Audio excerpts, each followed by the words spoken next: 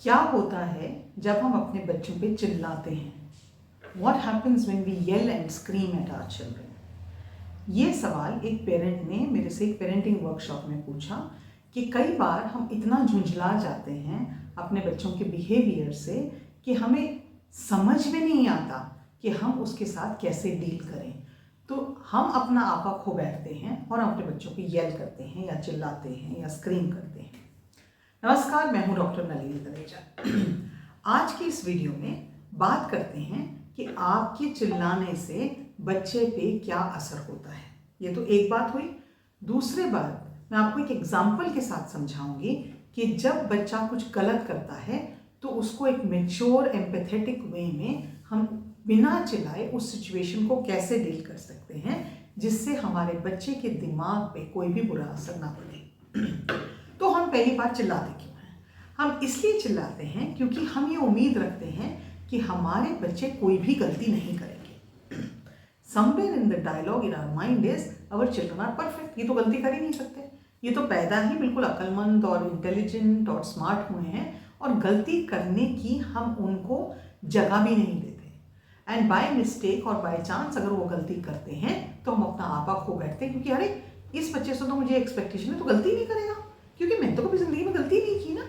आप ये कैसे एजम्पशन ले लेते हैं कि आपका बच्चा कोई गलती नहीं करेगा? अगर आपका बच्चा गलती करता है, मैं इस हद तक कहूँगी कि गलती करने से ही हम सीखते हैं। 80% चीज़ें हम अपनी ज़िंदगी गलतियाँ कर कर के सीखते हैं। शायद 10 या 20% वो चीज़ें होती हैं जो हम अपने आप से सीखते हैं या किसी की बात सुन के सीखते हैं। तो गलती करना, ये दिमाग में बिठा देना एक क्लैरिटी के साथ कि ये तो लाजमी पार्ट है बच्चे की ग्रोथ का।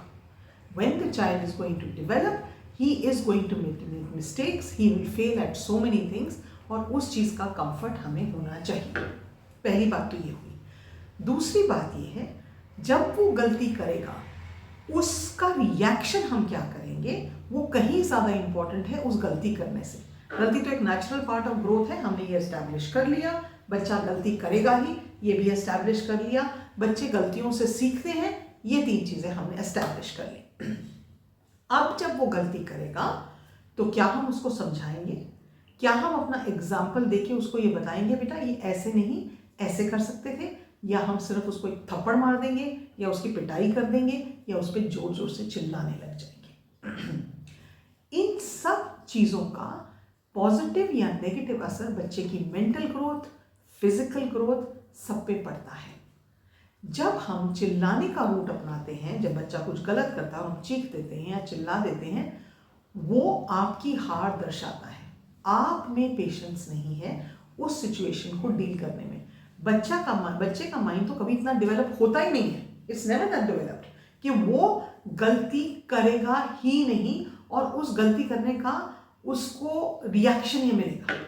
वो तो आपके रिएक्शन पे रिएक्ट करेगा। तो पहले जानिए गलती करने से, चिल्लाने पे आपके बच्चे के मेंटल हेल्थ पे क्या क्या असर होते हैं। सबसे बड़ा पॉइंट तो ये है, जब आप अपने बच्चे पे चिल्लाते हैं आप उसकी फिजिकल हेल्थ को इम्पैक्ट करते हैं, क्योंकि बच्चा इतना घबरा जाता है, उसकी हार्ट पैल्पिटेशन इंक्रीज हो जाती है, उसके पेट में गुड़गुड़ होनी शुरू हो जाती है, उसको डर कंप्लीटली उसका घेराव कर लेता है। तो उसकी बॉडी पे फिजिकल रिएक्शंस होते हैं। उसको कई बार ऐसा होता है कि जब बच्चों पे बहुत छोटे बच्चों पे पेरेंट्स चिल्लाते हैं तो बच्चे सुसु कर देते हैं। They will just probably urinate because they don't know how to handle that screaming. When anything like this is happening, ये एक बच्चे की आवाज़ है, मुझे हेल्प करो, मेरे पे चिल्लाओ नहीं, मैं नर्वस हो रहा हूँ, मुझे डर लग रहा है, मेरे को बताओ ये क्या हो गया जिस पर आप इतनी जोर जोर से चीख रहे हो, मेरे पे चिल्ला रहे हो। तो पहला तो है उसकी फिजिकल हेल्थ पे।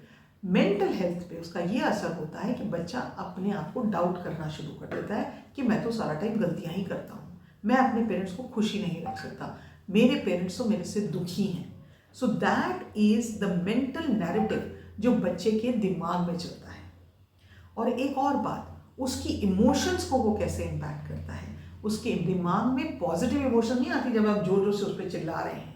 जब आप अपने बच्चे पे जोर जोर से चिल्ला रहे हैं वो डर के सहम जाता है, उसके मन की जो इमोशंस हैं वो बहुत नेगेटिव स्पेस में आ जाती हैं और एक बच्चे को उस चीज़ से रिकवर करने में बहुत टाइम लगता है। एडल्ट शायद उस स्किल को बिल्ड कर लेते हैं और हम जल्दी जल्दी से उसको रिकवर कर लेते हैं, लेकिन बच्चा उस चिल्लाहट को, चीखने चिल्लाने को अपने दिल में घर कर लेता है।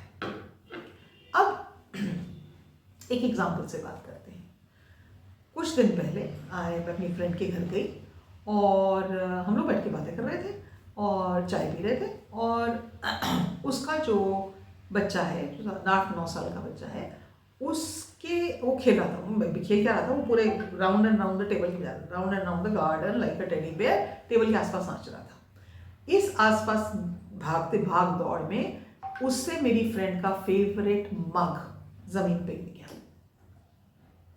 अब मैंने भी देखा, मेरी फ्रेंड ने भी देखा, तो मेरी फ्रेंड ने कहा, अपने बेटे बच्चे का नाम लेके, चलिए मान लीजिए उसका नाम आनंद है, आनंद को बोला, आनंद तुम पीछे हट जाओ बेटा, और यहाँ कांच गिरा है, तुम्हें चोट लग जाएगी। उसको आराम, और वो अपनी जगह से उठी, मेरे साथ सोफे पे बैठी हुई थी, अपनी जगह से उठी और अपने बच्चे को बोला, बेटा किचन में वो टेबल पे जो ट्रॉली है उस पर नैपकिन्स पड़े हैं, आप क्या वो नैपकिन्स लेके आ सकते हो? उसने अपने बच्चे को भेजा कि बेटा तुम नैपकिन्स ले आओ। बच्चे ने आके अपनी माँ को नैपकिन्स दिए, लेकिन वहीं खड़ा रहा जहाँ उसकी मम्मी ने बोला आपको यहाँ खड़े होना है, आगे कांच है। नैपकिन देने के बाद उस लेडी ने, मेरी फ्रेंड ने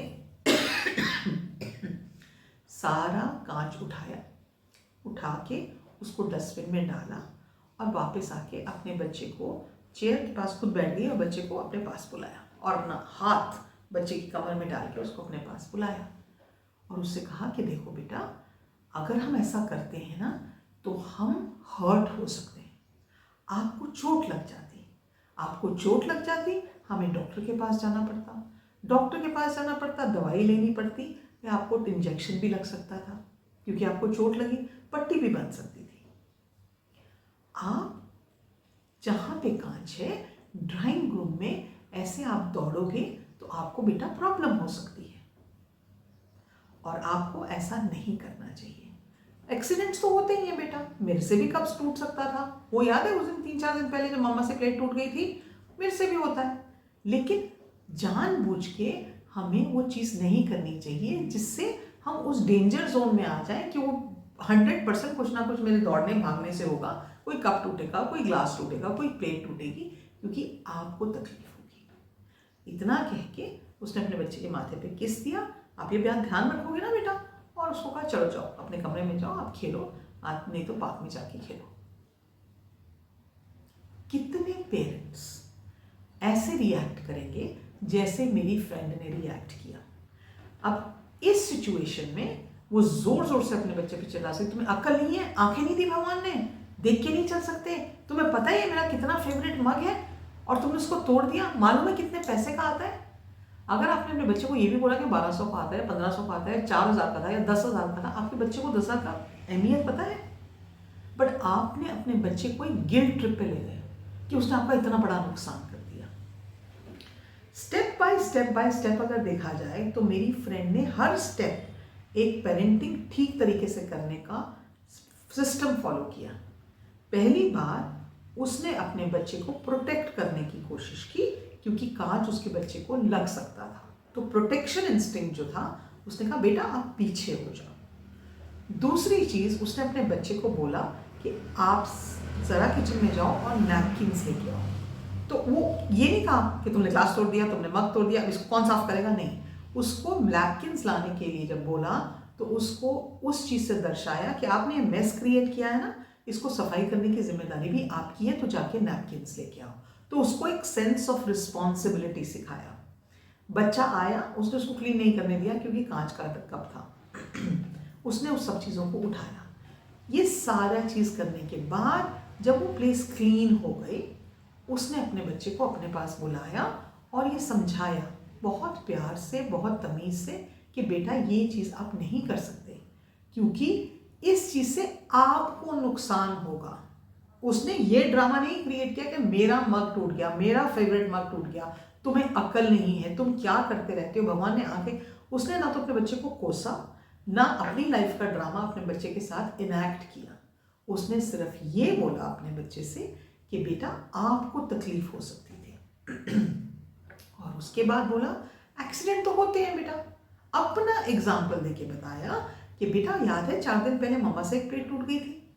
तो ये उस बच्चे का गिल्ट निकाल देता है कि मम्मा से भी तो प्लेट टूटी है, तो मेरे से भी टूट गई। लेकिन वो कहने के बाद उसने उसको फॉलो अप किया कि बेटा एक्सीडेंट्स नहीं होने चाहिए, आपको ध्यान रखना चाहिए, आप घर में ऐसे भागदौड़ नहीं कर सकते। ये पेरेंटिंग को सही तरीके से डील करने का एक सिचुएशन का तरीका है। हम में से 80% लोग इस तरीके के बारे में सोचते ही नहीं है, क्योंकि हम बुरी तरह से झुंझला जाते हैं। हमें ही नहीं समझ में आता कि हमें क्या करना है, और जब हमें ही नहीं समझ में आता तो बच्चों में चिल्लाना, चीखना, that is the alternative thing we know. So psychology में एक टर्म आती है सेल्फ रेगुलेशन ऑफ इमोशंस। हमें अपनी इमोशन को रेगुलेट जब हम करते हैं, हम अपने बिहेवियर से अपने बच्चे को सिखाते हैं कि आपके साथ ज़िंदगी में कोई भी सिचुएशन आए, आपको चीखने चिल्लाने की ज़रूरत नहीं है, आप शांत दिमाग से उसको सेल्फ रेगुलेट कर सकते हैं। मैं ये उम्मीद रखती हूँ कि ये एग्जाम्पल आप याद रखेंगे जब कल आपका बच्चा कोई गलती करता है। हो सकता है वो नोटबुक भूल गया हो सकता है होमवर्क की डायरी स्कूल में भूल गया हो सकता है उसने कप तोड़ दिया हो सकता है वो अपनी क्रिकेट बॉल पार्क में छोड़ आया हो। लेकिन जब आप अपने बच्चे पे उंगली करके बात करेंगे, तूने ये किया, तुमको अकल नहीं है, तुमको दिखता नहीं है, क्या हम पागल हैं? सुबह से लेकर शाम तक तुम्हारे ऊपर पैसे खर्चते हैं और तुम्हारे लिए चीज़ें लेके आते हैं, तुम इस तरह से उसको बर्बाद करते हो। जब हम इस टेंजेंट पे जाएंगे, हम अपने बच्चे की फिजिकल, मेंटल, इमोशनल हेल्थ को बिल्कुल लो लो लो लो कर देंगे। लेकिन जब हम अपने मन में धैर्य और शांति रख के उससे बात करेंगे, the outcome will be totally different. आज के लिए इतना ही। नमस्कार।